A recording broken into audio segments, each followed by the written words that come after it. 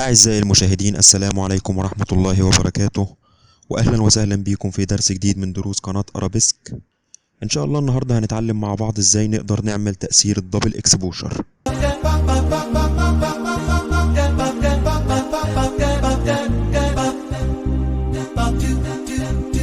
الدبل اكسبوجر هو تأثير انتشر بشكل كبير في الفترة الأخيرة، وفي بعض الكاميرات الاحترافية فيها إمكانية إنك ممكن تعمل من خلالها التأثير ده بكل بساطة. لكن النهاردة إن شاء الله هنتعلم إزاي نعرف نعمل التأثير ده من غير الكاميرا وبسهولة جدا من خلال برنامج أدوبي فوتوشوب بطريقة سهلة جدا وبخطوات بسيطة من خلال الفيديو ده، فتابعونا. قبل ما نبدأ الفيديو طلب بسيط بس، من فضلك اعمل اشتراك في القناة عشان يوصلك كل جديد، وعشان نقدر نستمر ان شاء الله من خلال دعمكم. يلا بينا نروح على الشرح. تأثير الدبل اكسبوجر ببساطة كده بيكون زي ما انت شايف في الصورة اللي قدام حضرتك، بيكون عبارة عن صورة شخص ومعاها في الخلفية صورة شجر، صورة مباني، صورة بحر، صورة شارع او اي صورة تانية. ازاي بنعمل التأثير ده هنشوف مع بعض دلوقتي. نقفل الصورة دي في الاول. في البداية هنروح على الصور اللي احنا هنشتغل عليها وبنروح محددينهم كده زي ما انتوا شايفين، وبكل بساطة جدا بنسحبهم على برنامج الفوتوشوب،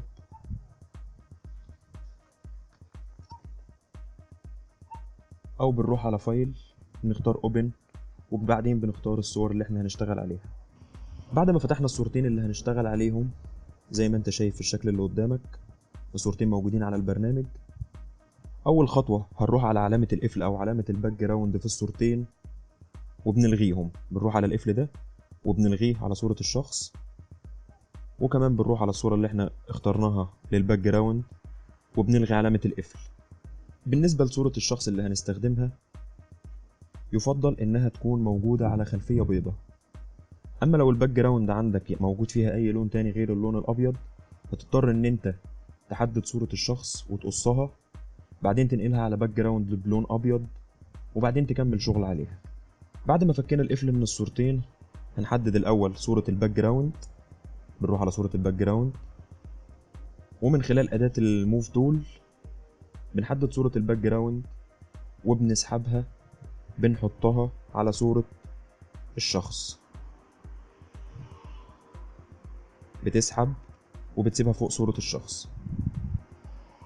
طبعا لان ابعاد الصورتين مش زي بعض فبتحاول انك تظبطهم تقريبا على نفس الابعاد. بتعمل الكلام ده ازاي؟ من خلال الكيبورد بتضغط كنترول وحرف التي، وبعدين بتسحب صورة الباك جراوند بحيث انك تظبط ابعادها تكون بنفس ابعاد الصورة التانية. بتروح على احد الحواف وبتدوس شيفت وتسحب.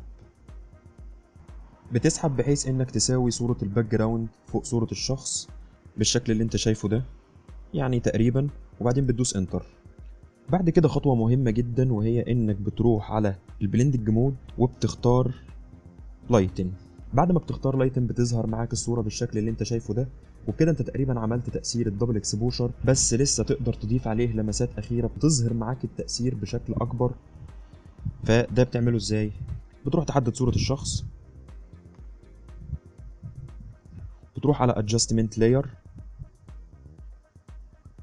وتختار منها black and white، وبعدين بتروح على صورة الباك جراوند برضو بتروح على adjustment layer وبتختار black and white. بيظهر معاك التأثير بالشكل اللي انت شايفه ده. ممكن بعد كده تعمل حاجة كمان وهي انك بتروح على adjustment layer، بس المرة دي مش بتختار black and white، المرة دي بتختار تأثير الليفلز، ومن خلال السكرول اللي موجود عندك في النص ده بتقدر تتحكم في درجة الشادو واللايتنس بتاع الصورة لحد ما توصل للشكل اللي يعجبك. خلينا نجرب. بتسحب شمال او يمين، يعني انا شايف ان هو كده كويس، وبكده يكون معاك صورة قدرت تعمل عليها تأثير الدبل اكسبوجر بكل سهولة وبخطوات بسيطة جدا. طيب انا بعد ما عملت التأثير ده دلوقتي ظهر عندي صورة الشخص وفي معاها كمان الباك جراوند الشجر او الغابة اللي انا مختارها، بس مش عاجبني الشكل ده او ملامح الشخص مش ظاهرة بالشكل اللي انا عايزه. بعمل ايه؟ بقف عليها من خلال الموف تول، بسحب شمال او يمين لحد ما اوصل للدرجة اللي انا عايزها. يعني انا شايف ان هو كده ممتاز جدا، وبكده تكون قدرت تعمل تأثير الدبل اكسبوجر بكل سهولة.